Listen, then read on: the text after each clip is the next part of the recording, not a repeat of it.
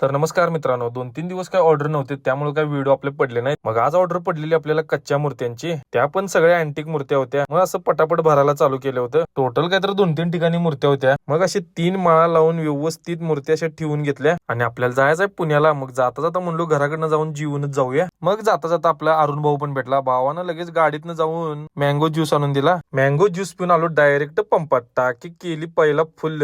टाकी फुल करून केली आपल्या पुण्याच्या प्रवासाला सुरुवात. असल्या कडक उन्हात तानाचे म्हणलो निवांत जाऊया आता. मग जरा पुढे येऊन पेट नाका पास करून पहिला ग्रीस मारून घेतलं.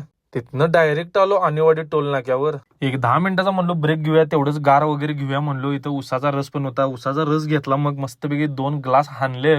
गार घेऊन मग मस्तपैकी स्टिअरिंग कव्हर एक घ्यायचं होतं, ते स्टिअरिंग कव्हर एक घेतलं.